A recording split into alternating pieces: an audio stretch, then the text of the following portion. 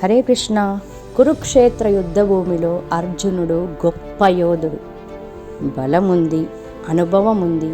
కానీ ఆ రోజు అతని మనసు తన మాట వినలేదు. ఎందుకు?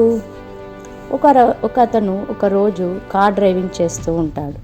కార్ డ్రైవింగ్ చేస్తూ ఫోన్ మాట్లాడుతూ ఉంటాడు. అప్పుడే ఒక కార్ తన వెహికల్ని అప్రోచ్ అవుతూ ఉంటుంది. ఆ క్షణంలో తన స్టీరింగ్ని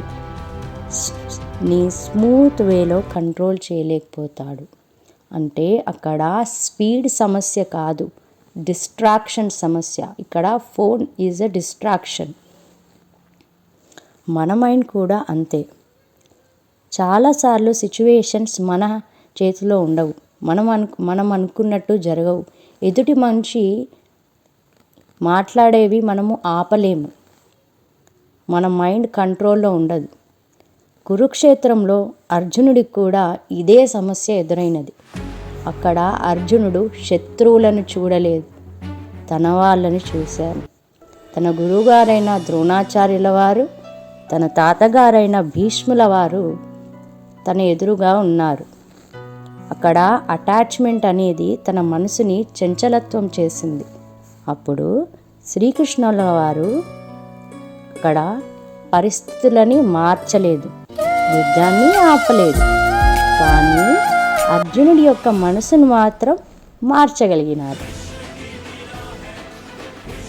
అర్జునుడితో అంటాడు, అర్జున, మన మనిషికి మనసే మిత్రుడు, అదే మన శత్రువు కూడా. మన మైండ్ని ట్రైన్ చేసుకుంటే అది మనకి సహాయం చేస్తుంది అర్జున అంటాడు. నేను కూడా ఈ మధ్యలో నా మనసుని కంట్రోల్లో ఉంచుకోవడానికి చాలా ప్రయత్నాలు చేస్తున్నాను. సిచ్యువేషన్స్ నా చేతిలో ఉండవు అని గట్టిగా నమ్ముతున్నాను. నేను అనుకున్నట్టు జరగనప్పుడు దాన్ని యాక్సెప్ట్ చేస్తూ దాన్ని ఎదుర్కోవడానికి ప్రయత్నాలు చేస్తున్నాను. మళ్ళీ ఓడిపోయినా కూడా మళ్ళీ ప్రయత్నం చేస్తున్నాను.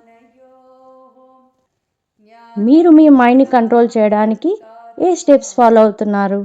మీ ఎక్స్పీరియన్స్ కూడా షేర్ చేయండి.